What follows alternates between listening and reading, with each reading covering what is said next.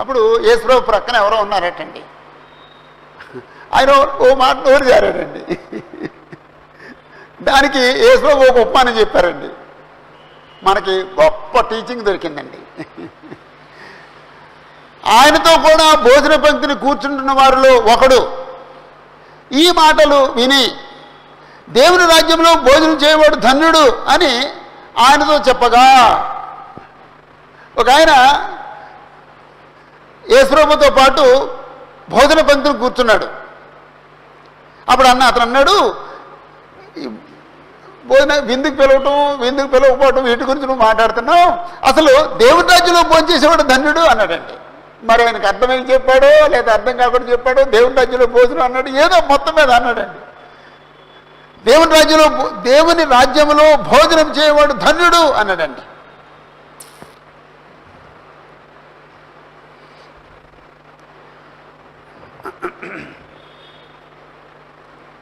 Okay, ఒక చిన్న ప్రశ్న అండి కళ్యాణ్ గారు, దేవుని రాజ్యంలో భోజనం చేయడం అంటే ఏంటండి?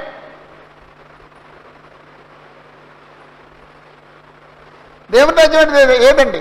పరలోకంలో భోజనం చేయడం ఏంటండి? అంతే. మరి ఇంతసేపు ఎందుకు? దేవుని రాజ్యంలో భోజనం చేయడం అంటే ప్రభురాత్రి భోజనం తీసుకుంటామండి. అసలు మనకి అర్థం కాలేదండి. అందుకే కొంతమంది ప్రభురాత్రి భోజనం తీసుకోకుండా ఉంటారండి. ప్రభురాత్రి భోజనం తీసుకుంటూ అంటే దేవుని యొక్క రాజ్యంలో భోజనం చేయటం. ప్రభురాత్రి భోజనంలో పాల్పొందడం అంటే యేసు ప్రభుతో కలిసి భోజనం చేయటం. మనం తినే సాంబార్ మెతుకులు, పలావ్ మెతుకులు యేసు ప్రభు తినరు. కానీ ప్రభురాత్రి భోజనంలో మనతో పాటు యేసు ప్రభు పాల్గొంటారు. దేవుని రాజ్యంలో భోజనం చేయడం అంటే మరి ఆయనకు అర్థమైందో, అది అక్కడ మాట్లాడిన ఆయనకు అర్థమైందో లేదో నాకు తెలియదండి, కానీ మనకు అర్థమైందండి. ఎందుకంటే యేసు ప్రభు చెప్పారండి. మత్తయి సువార్త 26వ అధ్యాయంలో 26 నుంచి 30 వరకు చదివితే, నేను దేవుని యొక్క రాజ్యంలో క్రొత్తదిగా త్రాగు దినం వరకు మళ్ళీ దాన్ని ముట్టుకోను అన్నారండి. కాబట్టి దేవుని రాజ్యంలో భోంచేయటం అంటే ప్రభు బల్లలో పాలు పొందడం అండి. ఓకే, ఒకవేళ దేవుని రాజ్యం అనే మాట పరలోకానికి కూడా వాడారు. పరలోకంలో భోజనం ఉంటుందండి, అక్కడ ఆత్మలకు భోజనం ఉండదండి. నిజంగా మా జీవితంలో జరిగింది. ఒకసారి మేము అక్కడ పెళ్ళికి వెళ్ళామండి. మ్యారేజ్ అయిపోయిన తర్వాత అందరికీ బలలేసి భోజనం వడ్డించారండి. అప్పుడు అక్కడ ఒక ప్రీచర్ ఉంటే, బ్రదరు ప్రార్థన చేయండి అంటే, ఆయన పోగు చూసుకుని ఆనందపడిపోయి కొద్ది గట్టిగా ప్రార్థన చేశాడండి. ప్రభువా, నీ రాజ్యంలో కూడా మాకు వెళ్ళే విందులు అనుగ్రహించు అన్నాడండి.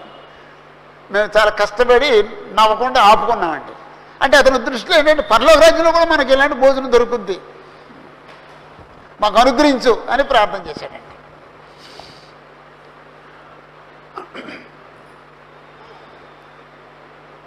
ఆహారం, వస్త్రం ఇవి ఈ భౌతిక దేహానికే. ఆకలి దప్పిక ఈ భౌతిక దేహానికే. భౌతిక ఆహారం, భౌతికమైన నీళ్లు ఆత్మకు అక్కర్లేదు. ఆత్మక ఆహారం దేవుని వాక్యం, ఆత్మక నీరు దేవుని వాక్యం. అక్కడ వెళ్ళిన తర్వాత భౌతిక ఆహారం అక్కర్లేదు, అక్కడ వాక్యం అక్కర్లేదు. అక్కడ ఎవరైనా ప్రసంగం చేస్తారండి? ఏముండదండి. దేవుడు స్తుతించడం తప్ప ఇంకేముండదండి. అక్కడ అక్కడ అక్కడ ప్రసంగాలు ఏమి ఉండవండి. అక్కడ ప్రభురాత్రి భోజనం కూడా ఉండదండి. ప్రభురాత్రి భోజనం కూడా శారీరంగా బ్రతుకున్నంత వరకునేనండి. యేసు ప్రభుని జ్ఞాపకం చేసుకుంటాం. అక్కడ యేసు ప్రభుతోనే కలిసి ఉంటాం. అంచేత ఇక ఆయన జ్ఞాపకం చేసుకున్నది ఉండదండి, ఆయనతోనే కలిసి ఉంటాం. మన అక్కడ మాట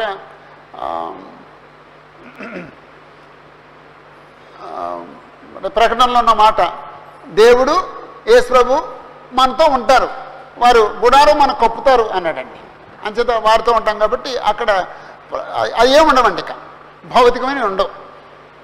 ఒకవేళ ఏదన్నా ఉన్నదాన్ని మాట అంటే అది ఏదో పోలికతో మాట్లాడిన మాట తప్ప వాస్తవం కాదు. ఓకే, పరలోక రాజ్యంలో దేవుని రాజ్యంలో భోజనం చేయబడు ధన్యుడు అని ఆయనతో చెప్పగా ఆయన అతనితో ఇట్లనేను. అక్కడ ఇప్పుడు యేసు ప్రభు ఒక ఉపమానం చెప్తున్నారండి. 16వ వచనం నుండి ఒక ఉపమానం ఉంది. అక్కడ ఉపమానము అని రాసుకోవచ్చండి. లేకపోతే పి అని పెట్టుకోవచ్చండి.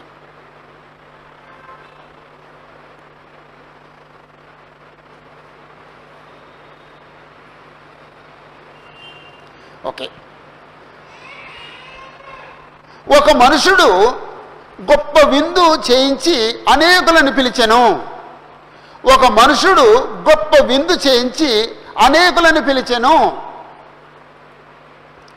విందు కాలమందు అతడు ఇప్పుడు సిద్ధమైనది రెండని పిలువుడని వారితో చెప్పుటకు తన దాసులను పంపెను. విందు సిద్ధంగా ఉంది, విందు కాలమందు విందు సిద్ధంగా ఉంది, విందుకు రండి అని పిలవండి అని దాసులను పంపించాడండి.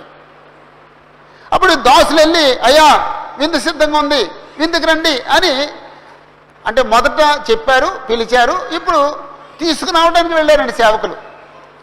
అప్పుడు కొంతమంది నెపములు చెప్పారటండి. నెపములు అక్కడ 18వ వచనంలో అయితే వారందరూ ఏక మనసుతో నెపములు చెప్పసాగిరి. నెపములు గుర్తుపెట్టండి. నెపములకి ఇంకో పదం చెప్పండి. సాకులు. ఇంగ్లీష్లో ఏమంటానండి? నెపములు అనేదాన్ని ఇంగ్లీష్లో ఏమంటానండి? సాకులు అనేదాన్ని లేమ్ ఎక్స్క్యూజెస్ అన్నాడండి. ఎక్స్క్యూజ్ చేయమంటున్నాడు అనమాట అండి. అది వాస్తవం కాదండి, అందుకే లేమ్ అన్నాడండి. ఓకే. నెపములు చెప్పసాగిరి. ఓకే. ఇప్పుడు ఎంతమంది నెపాలు చెప్పారు? ఒకటి. మొదటివాడు ఏం చెప్పాడంటే నేను ఒక పొలం కొన్నాను, అవశ్యంగా వెళ్ళి దాన్ని చూడాలి, నన్ను క్షమించవలనని నిన్ను వేడుకుంటున్నాను అన్నాడండి. నేను పొలం కొన్నాను, అవశ్యముగా వెంటనే వెళ్ళి నేను ఆ పొలాన్ని తప్పకుండా వెళ్ళి ఆ పొలాన్ని చూడాలి, నన్ను క్షమించండి, నేను రాలేకపోతున్నాను అని వేడుకున్నాడు. వేడుకుంటాం అంటేనేమో దీన మనసు, చెప్పిందేమో అబద్ధం. అంటే దీన మనసుతో అబద్ధం ఆడుతున్నాడు అనమాట అండి. అది భయంకరం అండి. ఓకే. రెండోవాడు మరి ఒకడు నేను 5 జతల ఎడ్లను కొని ఉన్నాను, వాటిని పరీక్షింప వెళుతున్నాను, నన్ను క్షమింపవాలని వేడుకొనిచున్నాను అన్నాడండి. 5 జతల ఎడ్లు కొన్నాడటండి. ఇప్పుడు పరీక్షించడానికి వెళ్తున్నాడు. కొన్నాడట, పరీక్షించడానికి వెళ్తున్నాడట. పరీక్షించుకుంటాడా, కొని పరీక్షించాడా? కొనేశాడు, పరీక్షించడానికి వెళ్తున్నాడటండి. అబద్ధం అన్నది. నెపములు అనేవి అబద్ధాలు, సాకులు అనేవి అబద్ధాలు, వాస్తవాలు కావు. మూడోవాడు ఇంకొకటి అన్నాడండి, నేను ఒక స్త్రీని వివాహం చేసుకున్నాను, అందుచేత నేను రాలేను అన్నాడండి. నేను పెళ్లి చేసుకున్నాను, రాలేను అన్నాడు.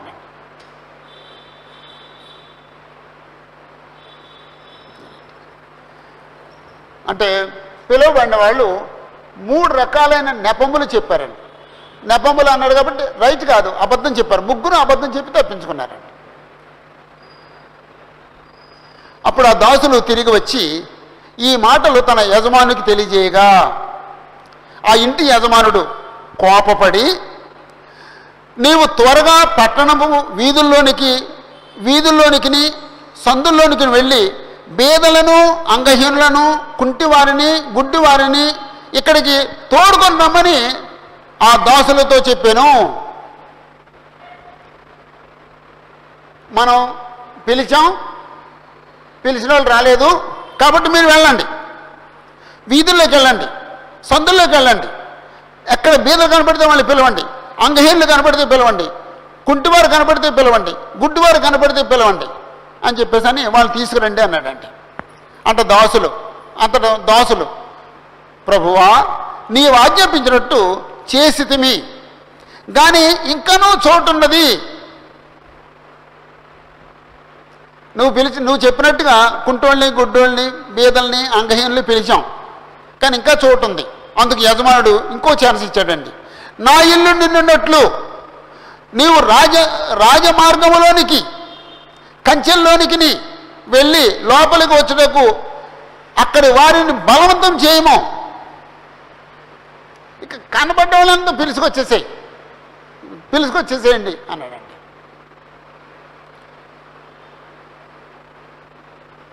ఓకే, ఇక్కడ యజమాని ఎవరై ఉంటారండి? ఆ స్టోరీలో ఆ యజమాని ఎవరై ఉంటారండి? దేవుడండి. ఆ యజమాని దేవుడండి. పిలుచుకు రావడం వెళ్ళిన దాసులు ఎవరండి? సువార్తికులు, బోధకులండి. కానీ యేసుప్రభు శరీర దగ్గర ఉన్న కాలంలో అయితే యేసుప్రభు, ఇంకెవరండి? అపోస్తలులు. ఓకే, పిలువబడిన వాళ్ళు ఎవరండి? పిలువబడిన వాళ్ళు ఎవరండి? నెపాలు చెప్పిన వాళ్ళు ఎవరండి? యూదులు. మరి కుంటోళ్ళు, గుడ్డివాళ్ళు, అంగహీనులు, బీదలు వీళ్ళు ఎవరండి? అన్యులు. మనం అయినా సరే ఇంకా ఖాళీ ఉంది, పిలుచుకురండి, ఇంకా వాళ్ళు ఎవరండి? మనమే. మనకు అలా ఛాన్స్ దొరికిందండి. అప్పుడు ఈ విందు ఏమిటండి? విందు ఏమై ఉంటుంది? ఎవరైనా మాట్లాడండి. దేవుని రాజ్యం అండి. దేవుని రాజ్యంలో రండి అని యేసుప్రభు ప్రకటించానండి. దేవుని రాజ్యంలో రండి అని యోహాను ప్రకటించానండి. దేవుని రాజ్యంలో రండి అని అపోస్తలులు ప్రకటించానండి. కానీ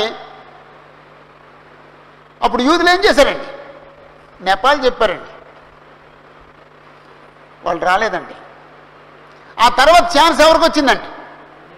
అన్యులకు వచ్చిందండి. అంచేత అపోస్తలుల కార్యం అంతా కూడా ఇది కనపడుతుందండి.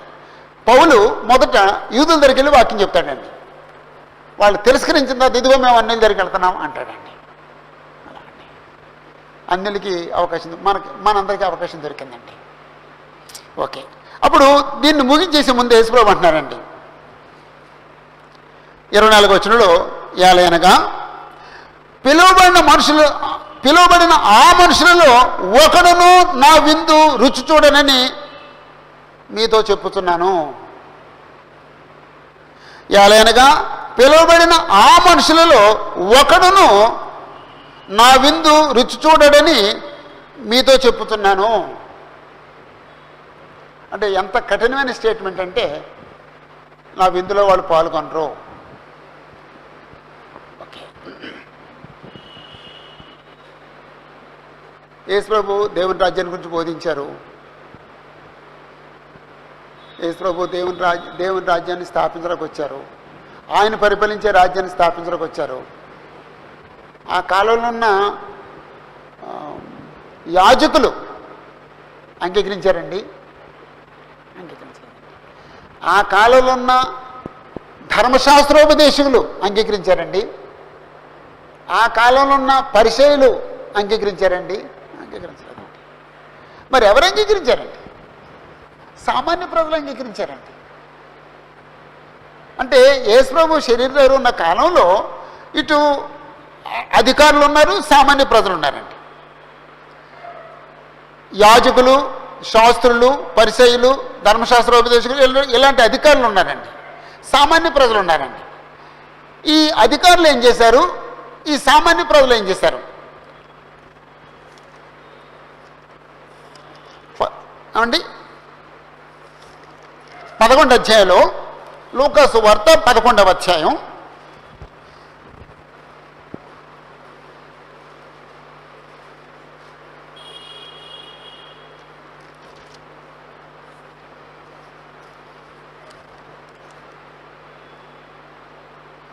కాదు,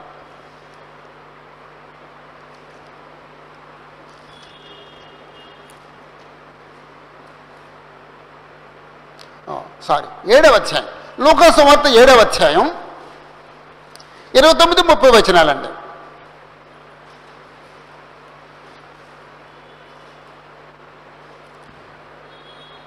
లూకాసు వార్త 7వ అధ్యాయం, నేను 11 అన్నాను, తప్పండి, 11 కాదు 7, 7వ అధ్యాయం 29-30 వచనాలు. ప్రజలందరూ సుంకరులను యోహాను బోధ విని అతడిచ్చిన బాప్తిసం పొందిన వారై దేవుడు న్యాయవంతుడు అని ఒప్పుకున్నది. కానీ పరిసయ్యులను ధర్మశాస్త్రోపదేశకులను అతని చేత బాప్తిస్మము పొందక తమ విషయమైన దేవుని రాజ్యమును దేవుని సంకల్పమును నిరాకరించిరి. బాప్తిస్మ ఇచ్చి యోహాను వచ్చారు. ఆయన అందరికీ వాక్యం బోధించాడు. అందరికీ వాక్యం బోధిస్తున్నప్పుడు సామాన్య ప్రజలు, కామన్ పీపుల్, ప్రజలను సుంకరులను ఏం చేశారండి? యోహాను బోధ విని అతడు ఇచ్చిన బాప్తిసం పొంది దేవుడు న్యాయవంతుడు అని ఒప్పుకున్నారు. అంటే దేవుడు న్యాయవంతుడు, మాకు రక్షణ ఇచ్చాడు అన్నారండి. మరి పరిశీలన శాస్త్రులు ఏం చేశారండి? అతని చేత బాప్తిస్మం పొందక తమ విషయమైన దేవుని సంకల్పమును నిరాకరించిరి. 2 తెగలు ఉన్నాయండి. ఒక తెగేమో ప్రజలు, సామాన్య ప్రజలు, సుంకరులు. ఇంకో తెగేమో ధర్మశాస్త్రోపదేశకులు, పరిసయ్యులు. ఈ ధర్మశాస్త్రోపదేశకులు, పరిసయ్యులేమో తిరస్కరించారు, సామాన్య ప్రజలేమో అంగీకరించారు. అలాగే యేసుప్రభు విషయంలో కూడా, యేసుప్రభు అంటే ఇది బాప్తిస్మ ఇచ్చే యోహానుకు సంబంధించింది. అలాగే యేసుప్రభు కాలంలో కూడా, అలాగే అపోస్తుల కాలంలో కూడా అలాగేనండి. ఇప్పుడు కూడా మనం సువార్త పఠిస్తే సామాన్య ప్రజలు అంగీకరిస్తారా? ధనవంతులు, అధికారులు, పెద్ద పెద్ద ఉద్యోగస్తులు, రాజకీయ నాయకులు, లేకపోతే మత నాయకులు అంగీకరిస్తారా? ఇప్పుడు ఎవరు అంగీకరిస్తారండి? సామాన్య ప్రజలు అంగీకరిస్తారండి. ఎప్పుడైనా సరే సామాన్య ప్రజలు అంగీకరిస్తారండి. గొప్పవాళ్ళు అంగీకరించరండి, అధికారులు అంగీకరించరండి, ధనవంతులు అంగీకరించరండి, అంగీకరించరండి. అంచేత యేసుప్రభు కాలంలో వారందరూ నెపములు చెప్పారు, అబద్ధాలు చెప్పారు, సాకులు చెప్పారు. ఇప్పుడు ఆరాధన ఉంది, ఒకవేళ రాలేదు ఒక ఆయన, బ్రదరు ఆరాధన రాలేదండి, తలనొప్పి వచ్చినట్టు ఉందండి బ్రదరు, అది వాస్తవా నెపం అండి? ఎవరి కోసం తలనొప్పి వచ్చిందండి? తలనొప్పి వచ్చింది, ఇంటర్వ్యూ ఉంది, తలనొప్పి వచ్చిందని మానేస్తామా? లేదా ఏదంటే ఎక్కడో డబ్బులు పంచిపెడుతున్నారు, తలనొప్పి ఉందని ఆ డబ్బులు పంచిపెట్టి చోటుకి వెళ్ళకుండా మానేస్తామా? ఫ్రీగా ధాన్యం ఇస్తున్నారు, తలనొప్పి వస్తుంది అని చెప్పేసి అని మానేస్తామా? అది అబద్ధం కదండి. మరి అప్పుడెందుకు తలనొప్పి రాలేదు, ఇప్పుడెందుకు వస్తున్నావు తలనొప్పి? ఇదంటే నీకు ఇష్టం లేదు కాబట్టి నేను చెప్తున్నావు. మనకి ఇది ఒకటి ఇష్టం లేనప్పుడు ఏదో సాకులు వెతుక్కుంటామండి. అంటే మన మనసు కూడా అలా తిరుగుద్దండి, ఏం చెప్పుదామా అని. సైకలాజికల్ అప్పుడు నిజంగా తలబొడు కూడా వస్తుందండి, అప్పుడు కళ్ళు మండుతాయండి, అప్పుడు కాసేపటికి ఒళ్ళు కూడా కొంచెం వేడిగా ఉన్నట్టు ఉంటుందండి. సైకలాజికల్గా ఎండ వచ్చేస్తాయండి, అది మన మైండ్ ప్రిపేర్ చేస్తుందండి. అలాగా ఇష్టం అంటే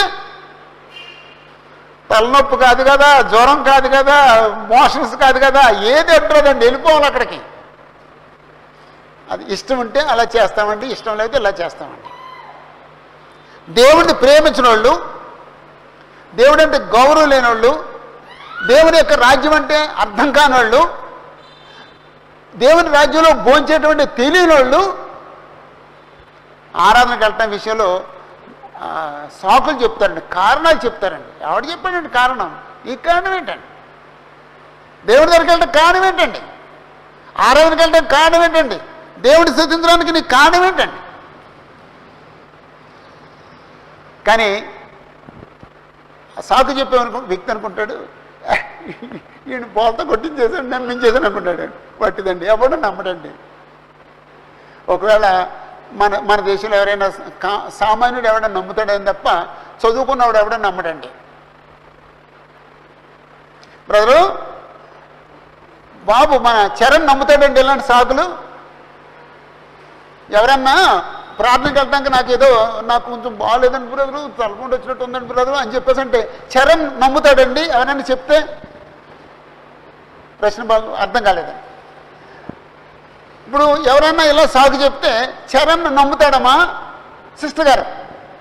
ఏం చేద్దండి అని చదువుకున్నవాడండి, హ్యూమన్ సైకాలజీ తెలుసండి ఆయనకి. అని చెప్పి చదువుకున్నవాడు నమ్మడండి, అమెరికా వాడు ఏమన్నా నమ్మడండి, విద్యావంతుడు ఏమన్నా నమ్మడండి, ఏమి తెలియని నమ్ముతాడండి. అలాంటి అమ్మో తలపోటు ఉంటాం, జ్వరం ఉంటానికి అని.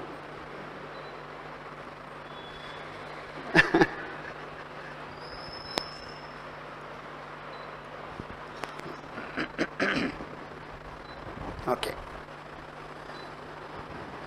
15వ వచనం నుండి 24వ వచనం వరకు, 15 నుండి 24 వరకు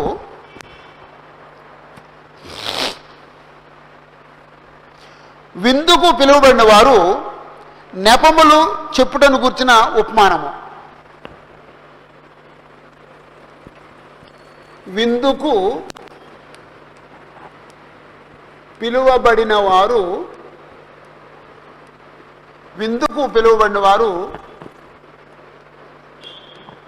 నెపములు చెప్పుటను గూర్చిన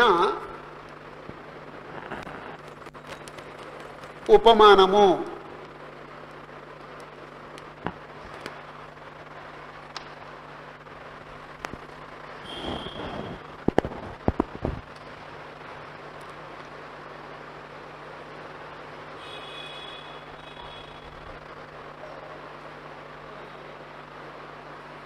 విద్యావంతమైన ఈ సమాజంలో మనం వాస్తవాలు మాట్లాడుకుందాం, ఎప్పుడు సాకులు చెప్పడానికి ప్రయత్నం చేద్దాం. సారీ బ్రదర్, నేను సిద్ధపడలేకపోయాను అని చెప్తాను తప్ప అసలు వీలు అవ్వలేదండి, రాలేకపోయానండి, అలాంటి సాకులు చెప్పడానికి, అబద్ధాలు చెప్పడానికి ప్రయత్నం చేద్దాం, వాస్తవం చెప్పడానికి ప్రయత్నం చేద్దాం. నేను రాకూడదు అనుకున్నానండి అంత రాలేదండి, ఫినిష్. అంత అంత అంత ధైర్యంగా ఉండాలి. అంత ధైర్యంగా మాట్లాడలేనప్పుడు, నేను అలా మాట్లాడలేను అనుకున్నప్పుడు వెళ్ళిపోవటమేనండి. ఓకే, ఈరోజు 4 విషయాలు మాట్లాడుకున్నాండి. దేవుని చిత్తమైతే వచ్చే వారంలో శిష్యత్వపు అర్హతలు మాట్లాడుకుందామండి. ఆ చివరి పేర చదువుదామండి. మొదటి పేరాలో ప్రభువు జలోదర రోజుని స్వస్థపరచుట. ఇవన్నీ కూడా విందుకు సంబంధించిన ఉపమానం. 4 విందుకు సంబంధించినవేనండి. 2 భోజన పంక్తిలో అగ్రపీఠములు ఏర్పరచుకున్న వారి గురించి. 3 విందు చేసేవారికి ప్రభు ఇచ్చిన నియమాలు. అలాగే 4 విందుకు పిలువబడిన వారిలో నేపాలు చెప్పి, సాకులు చెప్పి, ఆ విందుకు వెళ్ళని వాళ్ళ గురించి. ఇది ఎక్కడికి వెళ్ళటం గురించి సాకులు చెబుతున్నావు. పరలోక రాజ్యంలో, దేవుని రాజ్యంలో భోంచేయటానికి గురించి సాగు చెప్తున్నావు. దేవుని రాజ్యంలో ప్రవేశించడానికి సాగు చెప్తున్నావు. ఈరోజు చాలామంది బాప్తిసం పొంది దేవుని రాజ్యంలో ప్రవేశించడానికి ఆటంకాలు చెప్తారండి. అవేమో ఆటంకాలు కాదండి. మనం నమ్మితే ఏదైనా చేయగలమండి. నమ్మకపోతే ఎన్ని సాగులని చెప్పగలమండి. రీజన్ అయితే ఒకటి ఉంటుందండి. బ్రదరు, 1 ఇందువల్ల నేను రాలేకపోతున్నాను, నెంబర్ 2 ఇందువల్ల నేను రాలేకపోతున్నాను, నెంబర్ 3 ఇందువల్ల నేను రాలేకపోతున్నాను అంటే దాని అర్థం ఏంటండి? ఈడేదో బాగా నిర్ణయించుకున్నాడని అర్థం చేసుకుంటాను నేనైతేనండి. గల కారణం ఉంటే ఒక కారణం ఉంటుందండి, ఇన్ని కారణాలు ఉండవండి. కాబట్టి వాస్తవం మాట్లాడటానికి ప్రయత్నం చేద్దాం, నేర్చుకుందాం.